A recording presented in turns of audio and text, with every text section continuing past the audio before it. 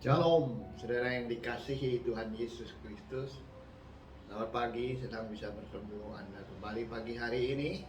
Mari sama-sama kita akan belajar firman Tuhan kembali. Mari kita berdoa bersama-sama.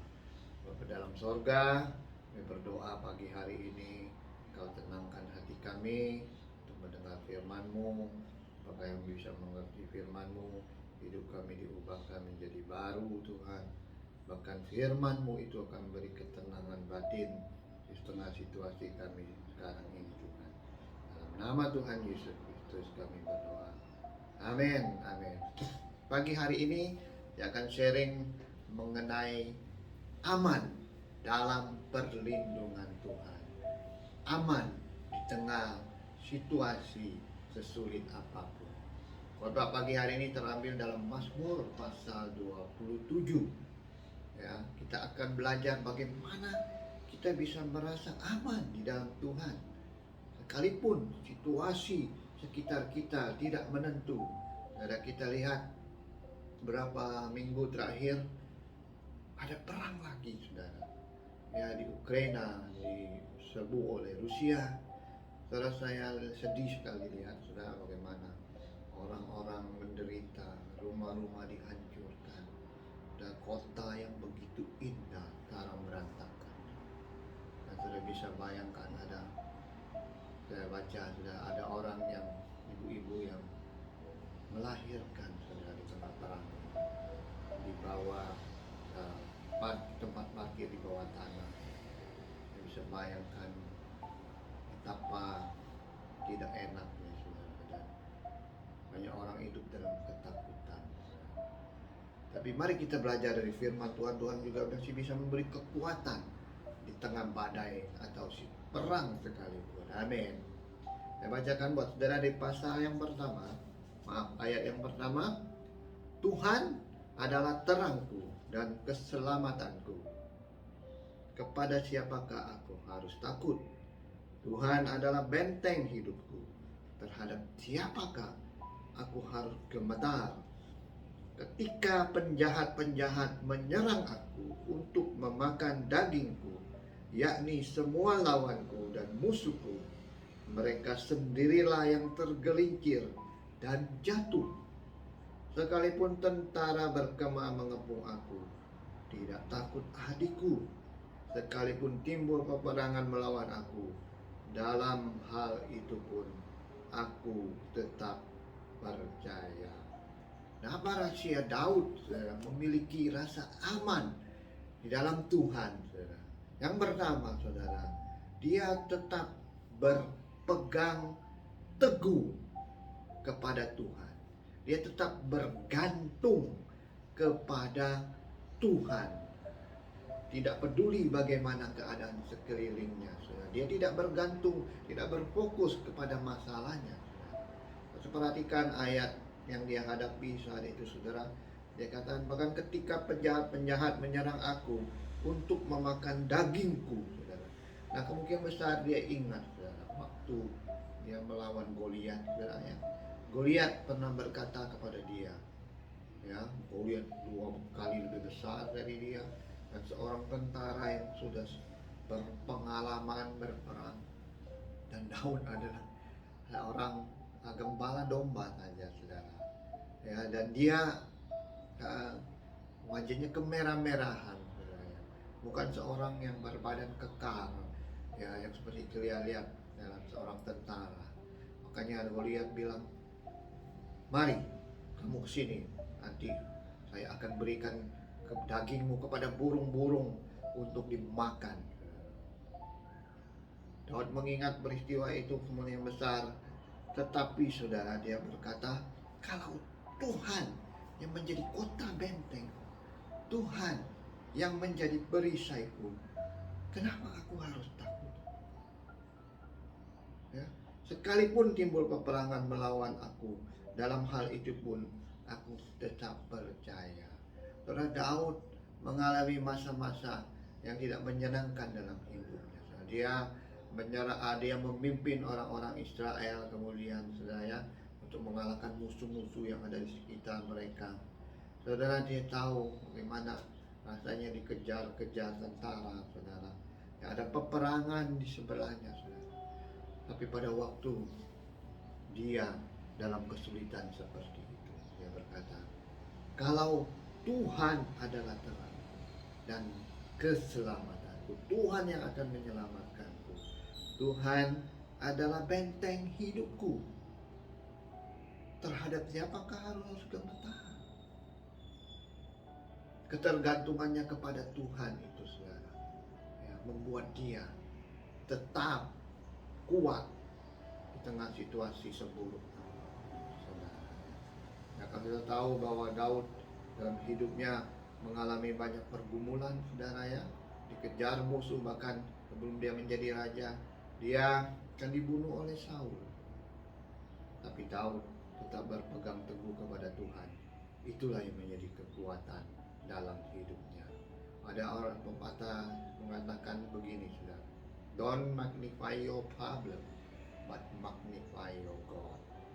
Maksudnya, saudara, jangan membesar-besarkan, melihat persoalan itu sedemikian besar sehingga Allah itu menjadi kelihatan kecil, saudara. Ya, tapi besarkan Allah, lihat kebesaran Allah, maka itu yang akan membuat Anda dan saya melihat persoalan itu menjadi kecil. Tidak ada persoalan yang tidak bisa diselesaikan oleh Tuhan, sekalipun dalam peperangan, kata Daud. Amin. Yang kedua, saudara, apa yang menjadi rahasia Daud merasa aman dalam hidupnya, saudara? Satu hal yang telah kuminta kepada Tuhan, itulah yang kuingini, diam di rumah Tuhan seumur hidupku, menyaksikan kemurahan Tuhan dan menikmati baik. Itulah yang menarik, saudara, di balik pergumulan hidupnya. Situasi perang sekalipun, penjahat-penjahat akan menyerang dia, kata Daud. Ini yang dia lakukan, Tuhan. Yang Daud lakukan, dia mencari Tuhan, dia mendekat kepada Tuhan. Ya, dia katakan, satu hal yang kuingini, itulah yang kuminta kepada Tuhan, diam di rumah Tuhan seumur hidupku, menyaksikan kemurahan Tuhan dan menikmati baik. Di tengah krisis kehidupan, di tengah peperangan, di tengah situasi yang sulit, Daud yang kedua, dia terus mendekat kepada Tuhan. Dia berpaut kepada Tuhan. Dia dalam bahasa Inggris adalah seeking God presence. Dia ingin mengalami hadirat Tuhan. Sudah tahu, waktu kita mendekat kepada Tuhan, kita diingatkan kebesaran Tuhan, di kebaikan Tuhan, kesucian Tuhan, keadilan Tuhan. Sewaktu dia menikmati persekutuan dengan Tuhan itu, saudara, dan sifat-sifat Tuhan yang positif, yang maha besar itu, yang menenangkan hatinya. Ya, dalam terjemahan bahasa Inggris sebenarnya menyaksikan kemurahan Tuhan ini dikatakan to gaze upon the beauty of the Lord. Maksudnya menikmati keindahan Tuhan. Hadirat Tuhan menyertai kita. Ya, persekutuan dengan Tuhan itu membuat rasa aman di dalam hati Daud. Di tengah ancaman peperangan sekalipun, tengah penjahat-penjahat yang akan menyerang dia sekalipun. Karena bukankah begini, saudara, ya?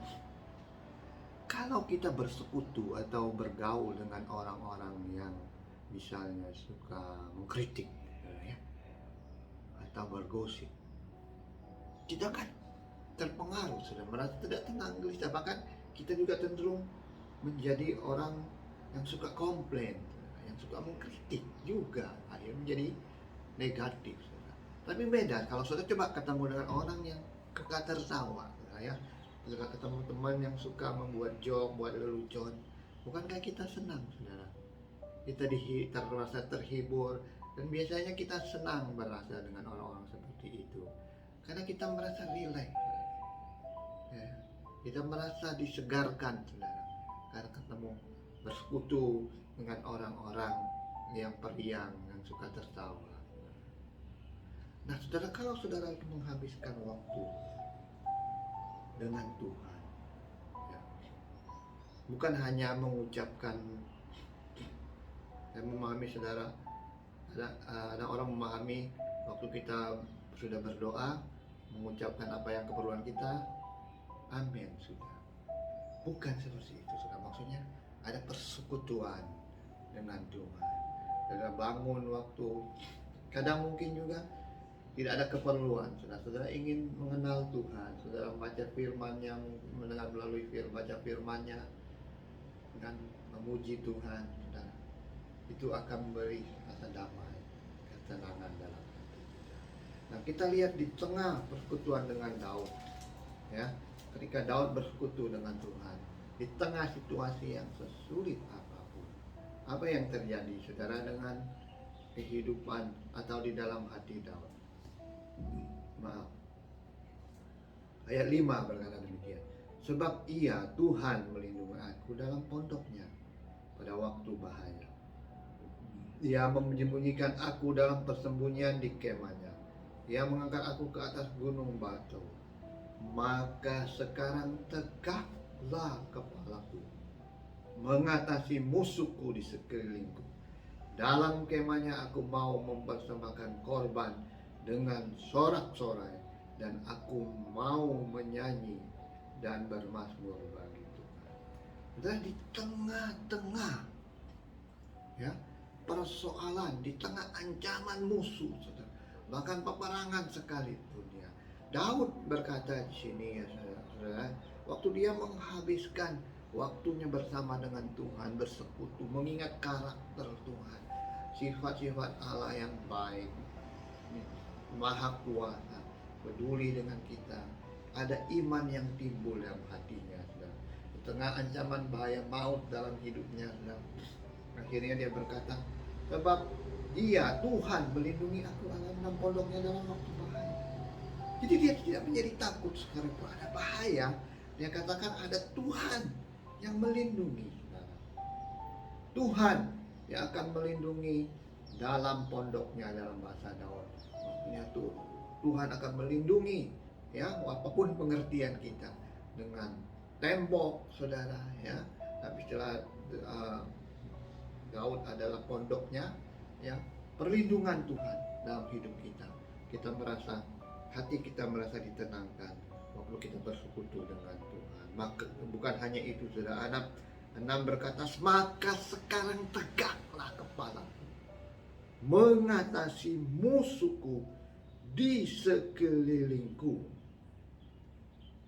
Bayangkan, bukan hanya dia merasa tenang, saudara, tapi dia merasa ada kemenangan, saudara. Ya, maka sekarang tegaklah kepalaku, saudara. Yang tadinya dia merasa lesu, tertunduk karena ada bahaya. Ya, siapa yang tidak takut dengan bahaya, saudara? Apalagi ada penjahat-penjahat yang akan membunuhnya, ada peperangan di sekitarnya. Tapi ketika dia menghabiskan waktu bersekutu dengan Tuhan, saudara, ya, dia mengingat karakter Tuhan, itu yang menguasai hati dan pikiran, hingga lambat laun perasaan down, perasaan lemah, perasaan tertekan itu mulai hilang. Dia menjadi tenang, bukan hanya tenang, dia merasa ada kemenangan. Maka sekarang tegaklah kepalaku menghadapi lawan. Nah, waktu dia bersekutu dengan Tuhan, saudara, apa yang terjadi kemudian? Dia mengatakan, aku mau menyanyi dan bermazmur bagi Tuhan. Ada sukacita, saudara. Yang tadinya down, saudara, lemah, bersekutu dengan Tuhan, mengingat kebaikan Tuhan. Apa yang terjadi kemudian, saudara?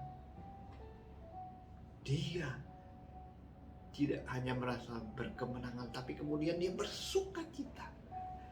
Aku mau menyanyikan pujian bagi Tuhan. Bayangkan, saudara, ini hal yang mustahil, hal yang mustahil, ya, mustahil dalam bahasa kita, ya.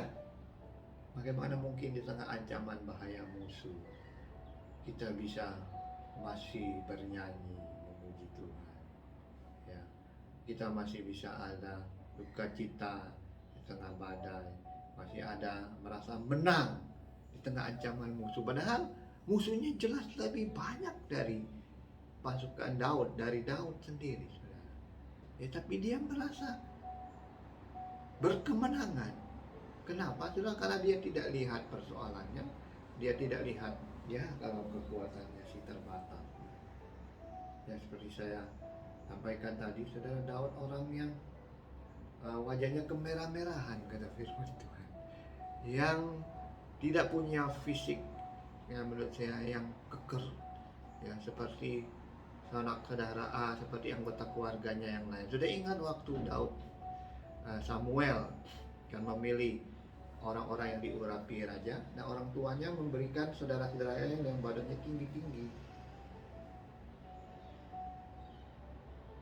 Ya, tapi Daud tidak bergantung kepada kekuatan tubuhnya atau pasukannya, tapi dia berkata, Tuhanlah kekuatanku, benteng hidupku.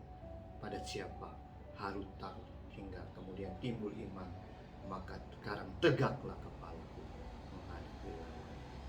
Bersekutulah dengan Tuhan, itu akan memberikan rasa aman dalam hidup kita. Yang ketiga, ya,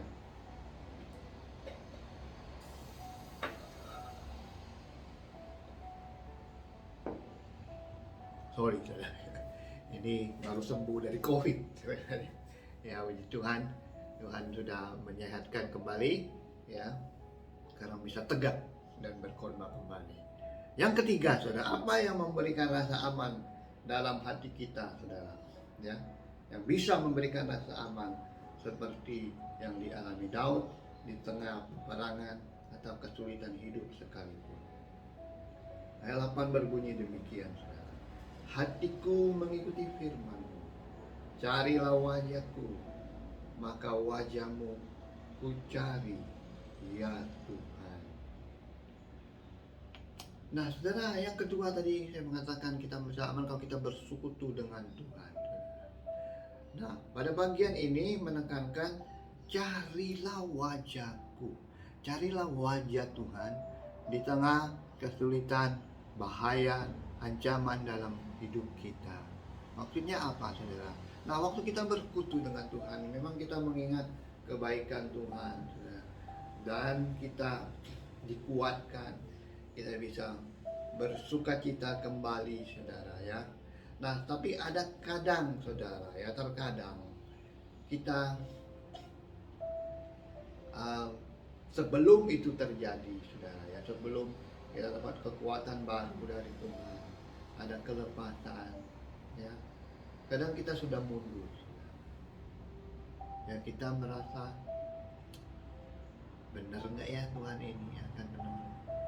Apalagi waktu kita lihat, ya mungkin setelah berdoa sebentar kita merasa kuat, tapi waktu kita lihat ada persoalan, ada keuangan, kebutuhan keuangan, gaji saya begini, mana cukup.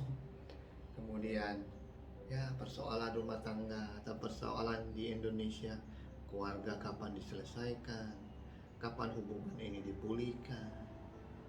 Nah, ada bahaya-bahaya bahkan dalam hidup kita. Akhirnya kita down kembali dan kita, ya, benar enggak Tuhan ini akan menolong. Nah, Daud mengajarkan, saudara, dalam bahaya hidupnya, aku mencari wajah-Mu, ya Tuhan. Ya, yang terakhir, kalau saudara aman dalam hidup ini, saudara, saudara harus menghabiskan waktu, saudara, ya, untuk mencari wajah Tuhan. Maksudnya kita terus menerus ya berada di hadirat Tuhan, membangun hubungan dengan Tuhan. Mungkin waktu saudara lagi ada waktu WhatsApp, baca firman Tuhan, saudara, ya. Jangan lebih banyak baca berita, baca firman Tuhan, itu akan menguatkan. Ya, kalau saudara suka dengar lagu pop, ya sekali-kali nggak apa-apa, saudara. Tapi habiskan waktu untuk dengar lagu-lagu rohani yang itu akan menguatkan kita, ya. Dengar lagu-lagu rohani. Kalau saudara dengar lagu dangdut, ya ada dangdut rohani juga, saudara, ya. Itu baca, saudara. Kita bangun hubungan setiap hari, tiap detik, saudara. dengan Tuhan, hingga itu akan membuat kita ada ketenangan, ya. Kita dikuatkan. Tidak cukup sekali, saudara, kita kadang kita berpikir, wah, saya sudah menghabiskan waktu 1 jam untuk bersekutu dengan Tuhan, baca berdoa. Saya pikir saya akan cukup. Enggak, saudara. Kadang ada persoalan itu datang kembali di pikiran kita. Kita baca berita, atau ada kabar berita, ada berita dari WhatsApp yang kurang menyenangkan. Kita kemudian gelisah kembali. Jangan menyerah, saudara. Ambil waktu untuk mencari Tuhan. Ambil waktu untuk ya dalam cara yang sederhana, saya bilang. Ya kalau saudara ada waktu, ya saudara bisa berdoa kembali, bisa dengar lagu rohani, bisa baca firman Tuhan lebih banyak untuk habiskan waktu. Maksudnya menyediakan waktu untuk melakukan hal itu. Tapi kalau sudah sibuk bekerja, saudara, ya ambil waktu, ya dengar lagu rohani, ya sambil bekerja menurut saya, kalau diizinkan, ya. Tapi di rumah tangga, saudara tahu caranya bagaimana. Saudara, kalau ada waktu istirahat, baca firman Tuhan di WhatsApp, saudara. Ya, itu akan menguatkan kita terbangun dengan bahkan ketika hal ini tidak bisa dilakukan pun, saudara, waktu saudara bekerja, ya, kita masih bisa berkomunikasi dengan Tuhan. Ya, Tuhan tolong, Tuhan, Kau ada bersama dengan. Saya percaya Engkau bersamaku, dan badai ini pasti berlalu. Percayalah Tuhan, percayalah saudara, karena Yesus berkata, aku menyertai engkau sampai kesudahan zaman. Ya, aku menyertai engkau sampai kesudahan zaman. Ya, Tuhan ada menyertai kita.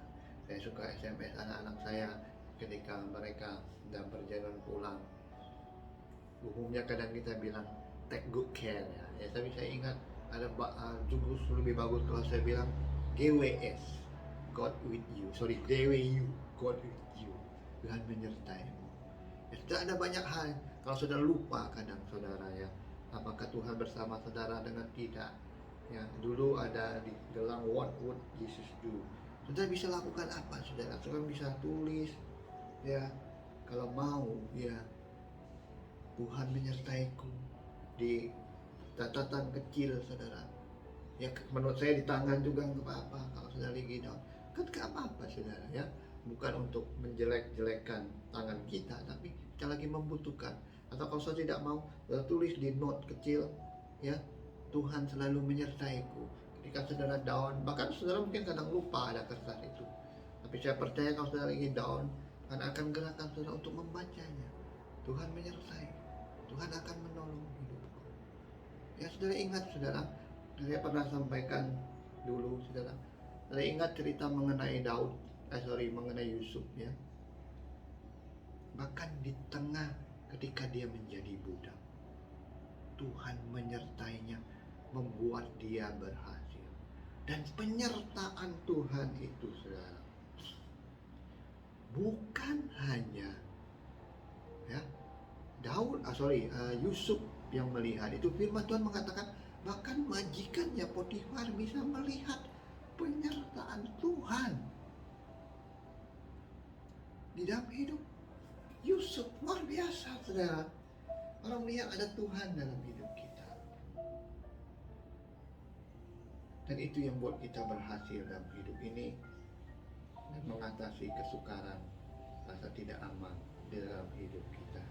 Nah, setelah Daud mencari wajah Tuhan terus menerus, dia mengatakan imunnya kembali timbul. Dia bilang imannya sendiri, Engkaulah pertolonganku, janganlah buang aku dan jangan meninggalkan aku. Ya Allahku, Allah penyelamatku, sekalipun ayahku dan ibuku meninggalkan aku, namun Tuhan menyambut aku.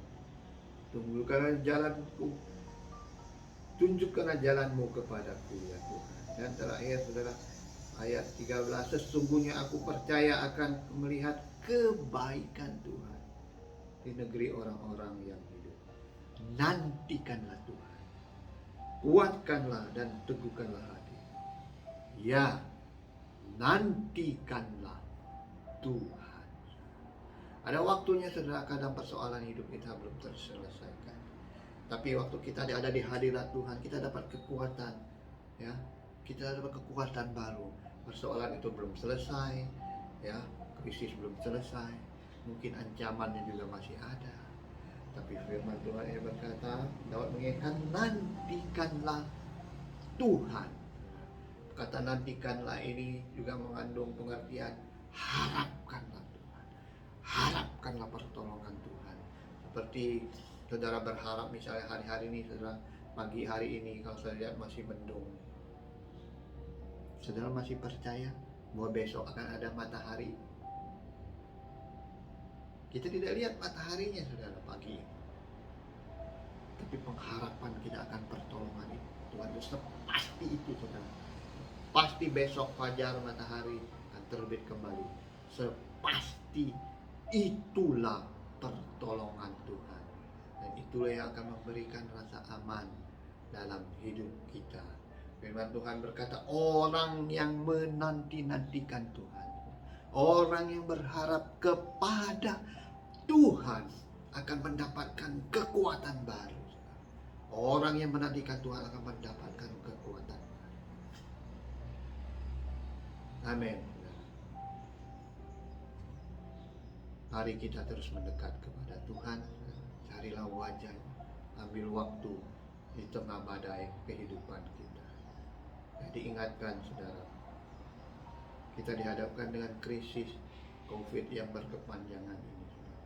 Ya, kita pikir dulu tahun ini sebelum ada Omikron semuanya akan berjalan dengan baik. Tapi masih ada sekarang saudara, dan kasus masih terus menaik. Apakah akan berkurang? Saya percaya iya saudara. Tapi mungkin akan ada masalah lain dalam hidup ini. Kita tidak tahu saudara. Ya, seperti di Ukraina perang, kita tidak tahu apakah itu akan menyebar kemana-mana.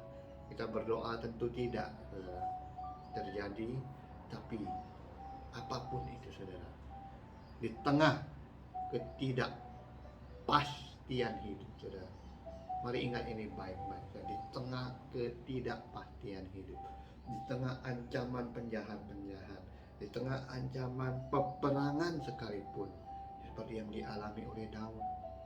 Daud mau berkata, Tuhan adalah keselamatan.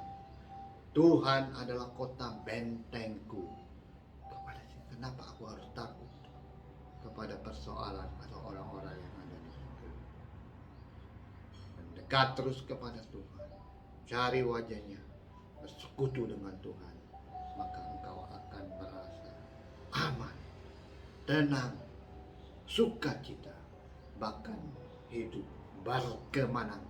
Seperti Daud katakan, maka sekarang tegaklah kepalaku mengatasi lawanku di hadapan musuh-musuh.